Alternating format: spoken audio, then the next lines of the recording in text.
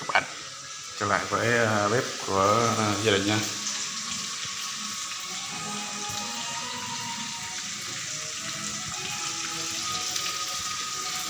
Đây măng nha các bạn, măng xé.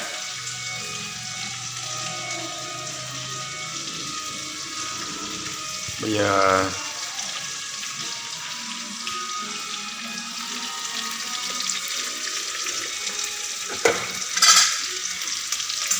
ốc của mình nhé.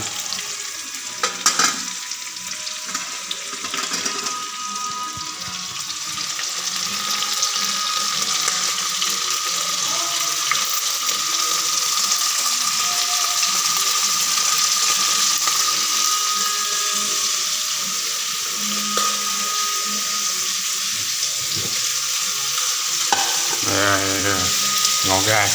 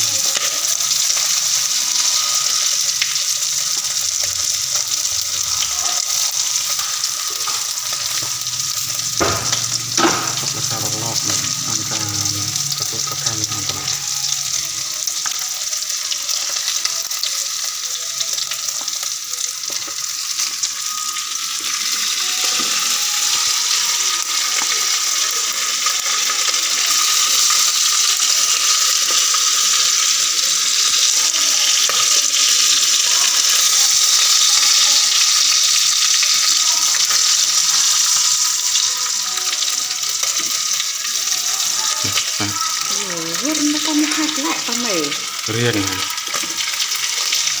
mana hơn rồi.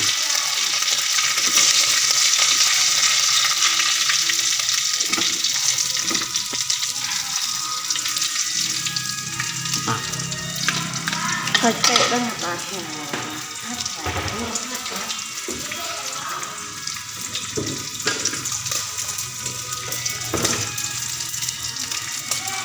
món này tốn dầu ăn các bạn.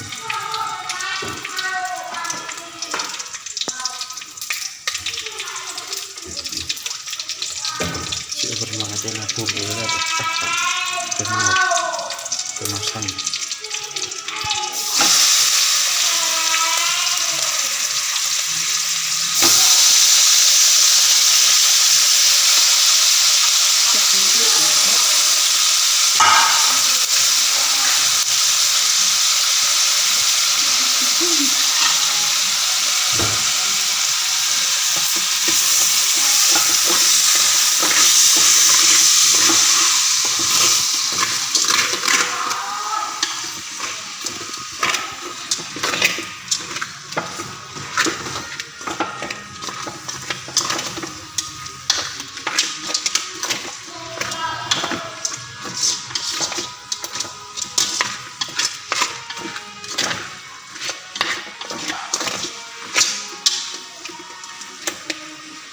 ít rồi bằng cái đèn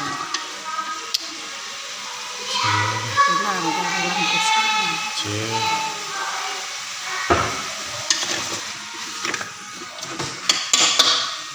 đang làm vlog quay mặt mà bắn màn bây giờ.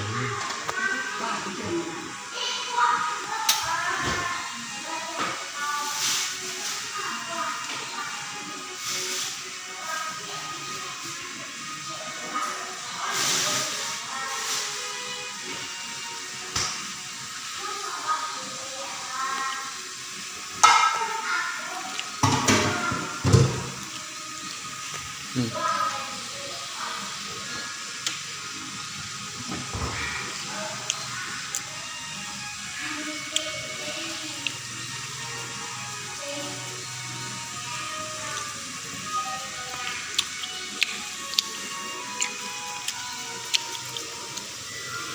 Đây các bạn nha, mình chẻ măng là dùng cái thanh tre nhỏ mình vuốt nhọn này các bạn nhé. Chẻ chẻ vậy.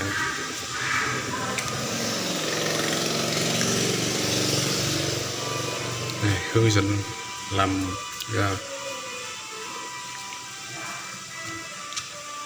làm măng nhé các bạn. Nhưng mà này thì nhìn giống như nấm của mình nha. Này cái này làm kim chi nhé các bạn. Kim chi đồng bào đấy các bạn.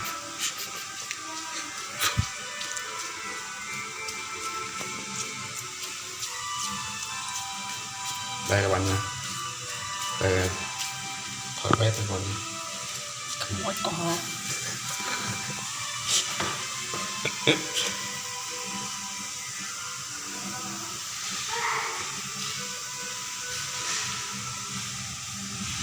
Đây các bạn nha. Này các bạn nha. Vòi tự chế các bạn nha. Vòi đũa.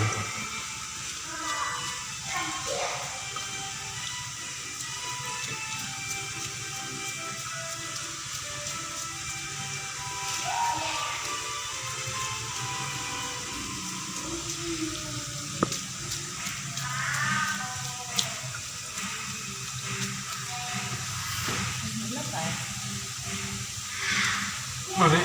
thì bó hộp.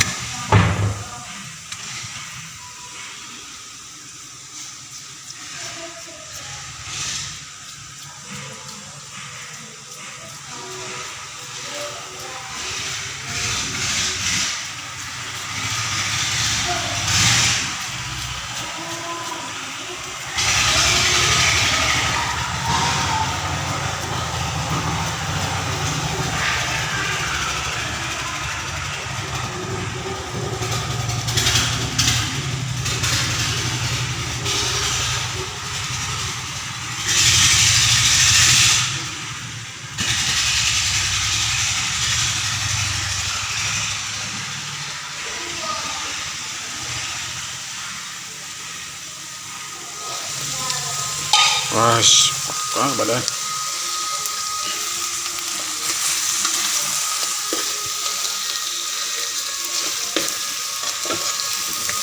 Thơm ngon lắm các bạn.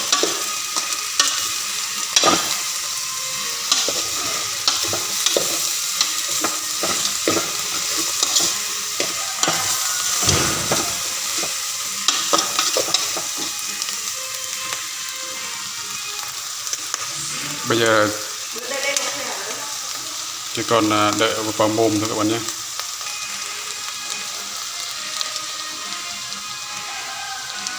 Việc cuối cùng là đưa nó lấy đuôi các bạn, gấp bỏ vào miệng là xong rồi nha.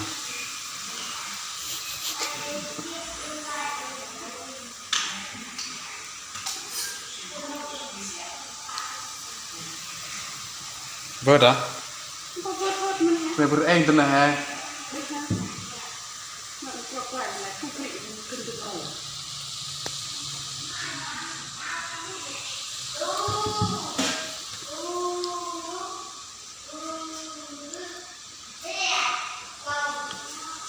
Đặc biệt nha các bạn nha, vợ mình cũng biết không thích làm đồ ăn ít thì các bạn. Sinh con cũng thế các bạn.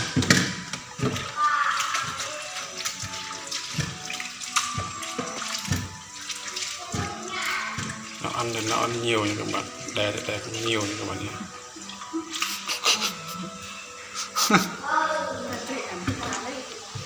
Đây các bạn nhé, đây vợ mình nhìn đàm đang các bạn.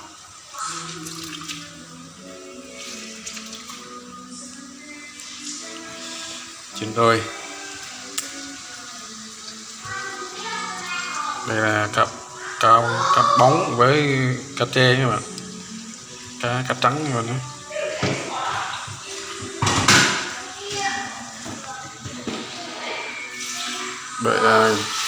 đợi vài phút nữa là đến giờ hấp nữa các bạn.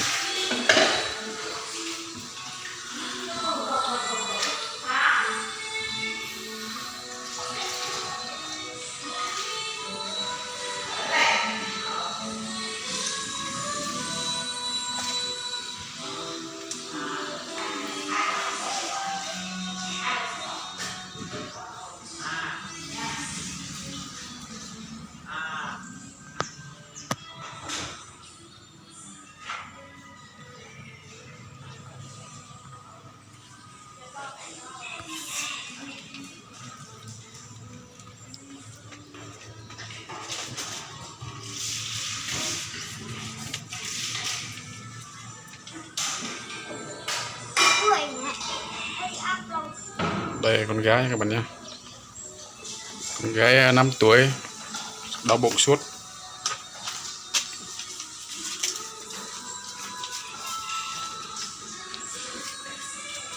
Đây chị nhé các bạn nhé, chị chớp nhé các bạn.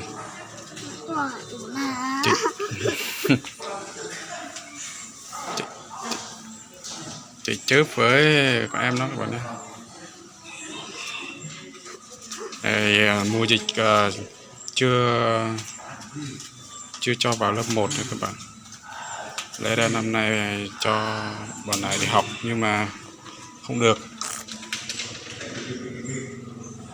Chắc là năm nay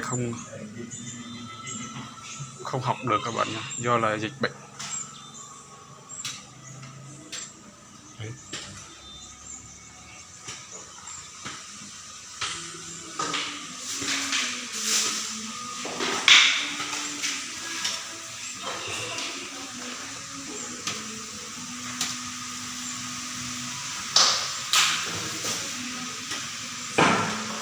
Chắc là mọi thứ dường như là đang đảo lộn các bạn. Đây. Quả thối sóc tết chạy tiếc thì đưa màu xanh là đưa chạy tiếc đưa thì đưa lạch nào cái em kia rồi.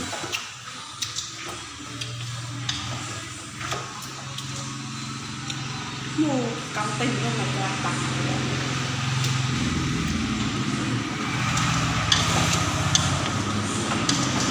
cái cầm tay cầm nhận đắt đã mang có mổ.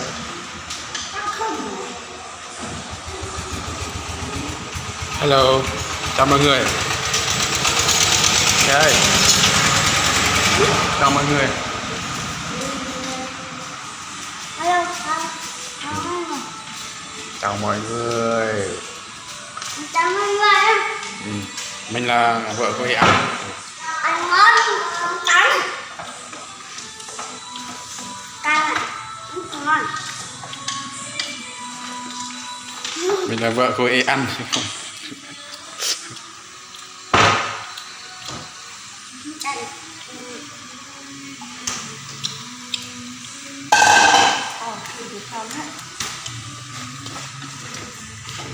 Ta các bạn, ngồi ta ngồi dài trong trái đất.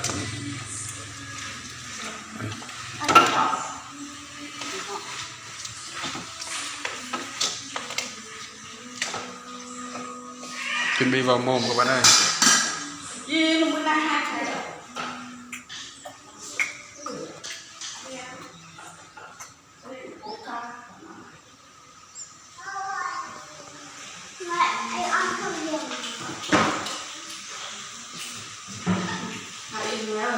Đang ngủ. anh tấn công các bạn không được không được cắt kìa.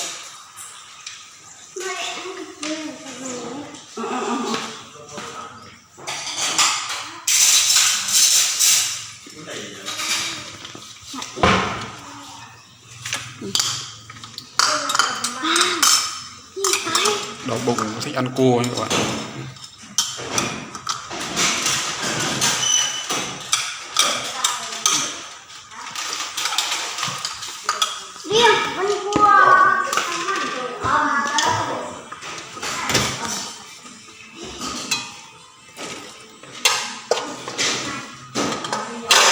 Hai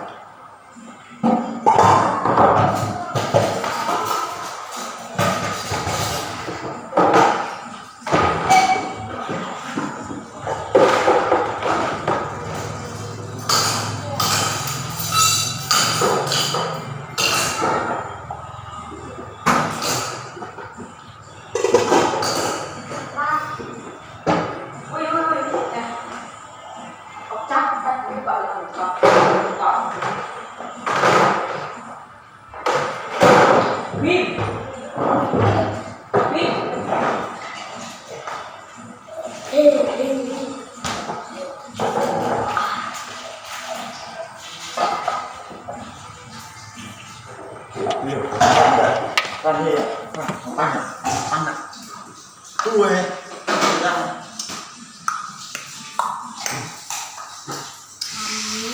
ra